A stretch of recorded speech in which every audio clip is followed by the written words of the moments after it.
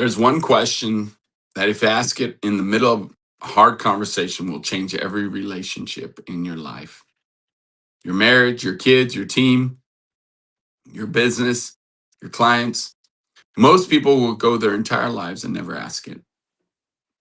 I'm going to give it to you today, plus the exact framework for when to use it and why it works. If you're driving, you're going to want to pull over. If you're at work in the office, shut the door so you can listen in and take notes.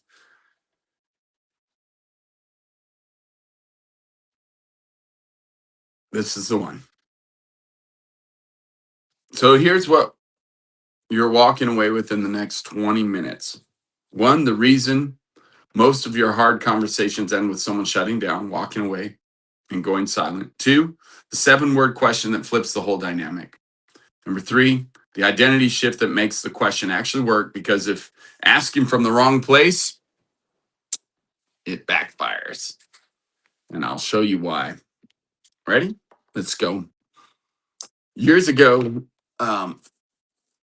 when my oldest son, Mateo, was living with us still, and he was a teenager, and we're dealing with things in life, as we all deal with our youth.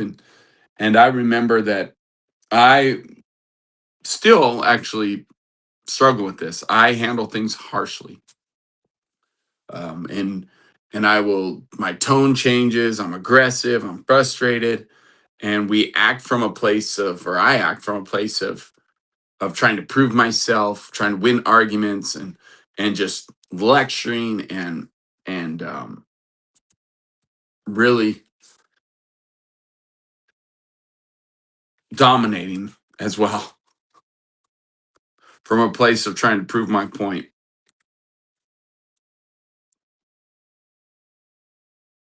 It's really interesting to go through that. And I might even be right in the scenarios, dealing with my son, dealing with my daughter, dealing with even team members, employees, my wife even.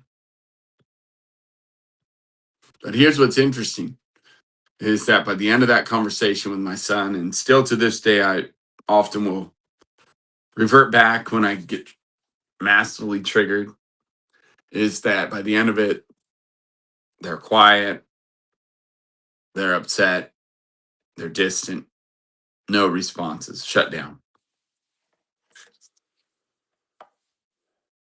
That's when Papa really showed me something that has changed my hard conversations since then, and helped me to have a better way of thinking, better way of communicating.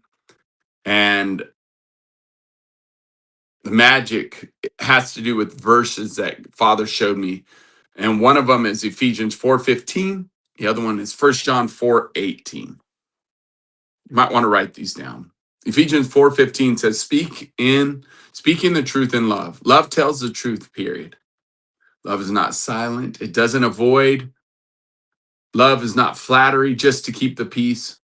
If you're not telling the truth, you're not loving. You're managing, you're performing, you're keeping the peace at the cost of the person. Papa doesn't do that with you. He will tell you the truth and who you really are, even when it's uncomfortable, but actually, especially when it's uncomfortable. Verse 2, John, which is 1 John 4:18, says, there is no fear in love, but perfect love casts out all fear, because fear hath torment. When you go to the Greek in this, we dive deep into it, we find that this isn't the fear of being scared, or it's a fear of punishment, fear of rejection, fear of abandonment, fear of torment. Sound familiar? That's the orphan operating system. When we put fear in someone that they're going to be in trouble if they disappoint me, or if they go against me as a father, as a husband.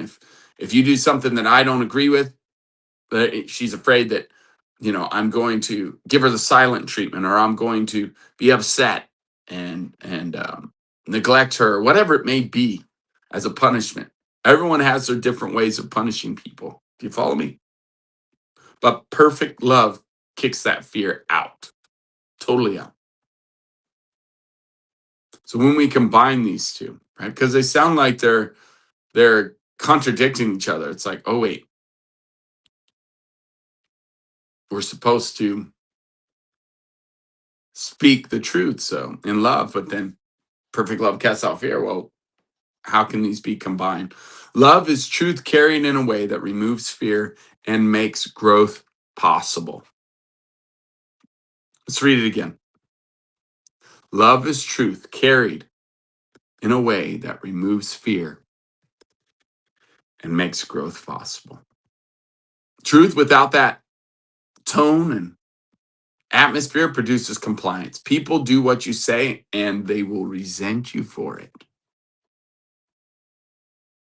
What love does creates a tone of inviting, welcoming, coming together as a team. Let's work on this together. What's the best way to attack this? What do you think is going to be best to get the results that we want? Calls forth unity. The languaging changes. Papa carries both, and he's calling you to do the same. In your marriage, with your kids, with your team, even with your clients.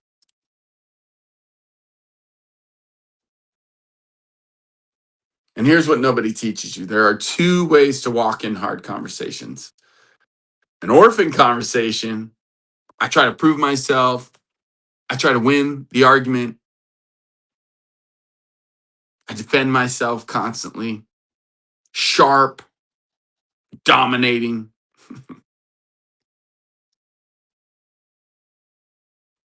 Or you feel like, oh, they have to apologize or validate you because that's what you need. Then neediness leaks out, comes out as pressure or sharpness, the edge of your voice, the look in your face. The truth might be accurate, but guess what? The carrier is fear, punishment. You're going to be in trouble. But Papa's conversation, you walk in there with his conversation, his way of being, knowing that we are sons and daughters. Guess what happens then? We go in with confidence, loved. We are loved. We're overflowing with love. It just overflows out of us onto them.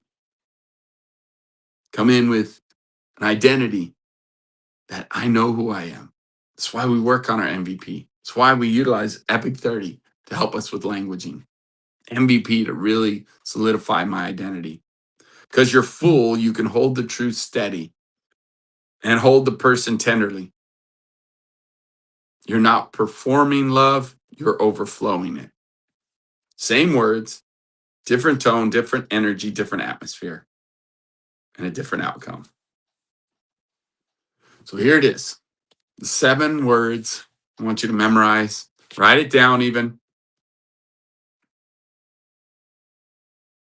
Here's the words to take into hard conversations. 7 words. Do you feel loved right now? Do you feel loved right now? It's a point of just checking in, seeing where they are and how they feel in this conversation. That's it. When tension starts to rise, can you pause and ask it? Not are you okay or what's wrong? Why are you acting like this? Why are you getting an attitude with me? Do you feel loved right now? This question actually does 3 things at once. It doesn't change the truth. The mission stays the same. Number 2, it makes you adjust the how, your tone and your pace, the pressure, but you calm down. Number 3, it tells the person I see you that you matter. I'm willing to ask the question, do you feel loved right now? Here's the kicker. An orphan cannot ask this question. They're too busy trying to prove themselves. They're too busy caught in the argument and their head spinning, right? A son or a daughter that is confident, loved, blessed, can ask this question and then can handle if someone says, no, I don't feel loved right now. So what if they do say no? That's a tough one, right? Now you spin out, oh, I'm not loving them. Carlos said to ask this question, and now they said no. Now what do I do? Doesn't mean you abandon speaking the truth about the situation or about what you're noticing. The how needs to change a little bit. So, number one, let's look at the tone. Let's revisit the tone. Slow down. Speed will kill the connection. Trying to prove your point really quick and harsh. Soften your tone. Listen first. Let them go before you go. Name your why out loud. Tell them what you're fighting for, that you want to bring unity, that you're on the same team, that we're working towards a common goal. Reassure connection. I'm not going anywhere. We're in this together. Then continue. The truth still gets spoken, just in a different tone, in a different way. It gives you a do-over, right? The mission's still the same. It's just the carrier. The tone is different.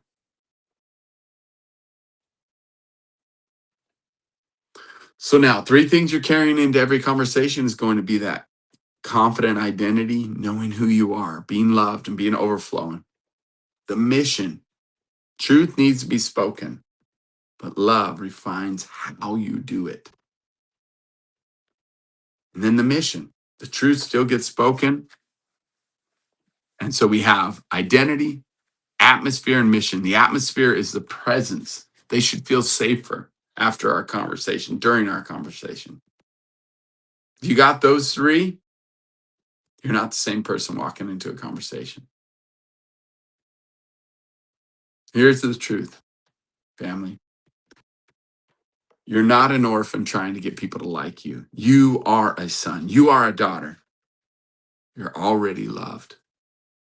Papa God loves you. I love you. He's calling you to carry a fresh confidence, a fresh identity, knowing you are loved by him. And you can carry that into conversations, hard conversations, show love towards your wife, your children, your business, your team members. Next hard conversation you walk into, I want you to try it. Pause and ask the question, do you feel loved right now? And watch what happens. The truth can still get spoken, but Papa will be the one carrying it through because he is love. Three things before we wrap this up is one, if this is impactful or beneficial, you put me a fire in the chat.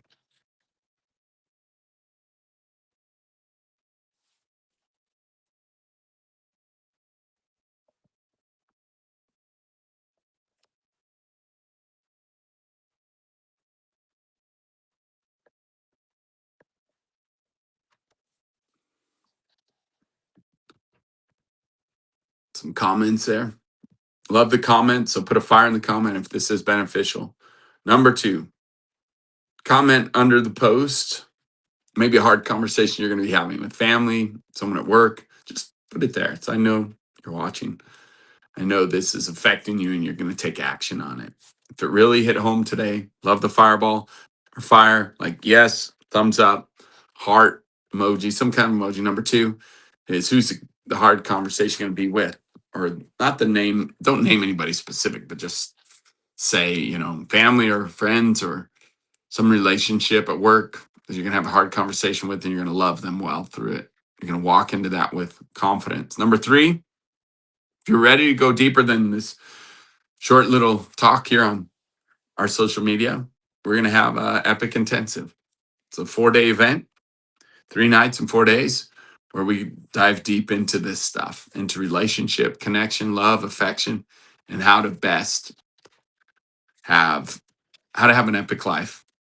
Strategies and skills. We do Epic 30, MVP, and triggers to triumph. Create new story, new life. Chantel and I, we are the Amish Matchmakers. We're known for that. That's our reputation, because we help singles to find godly spouses, create epic marriages, and develop a legacy that is rooted in faith, freedom, and above all else, love. I love you. Bless you. Have a great day.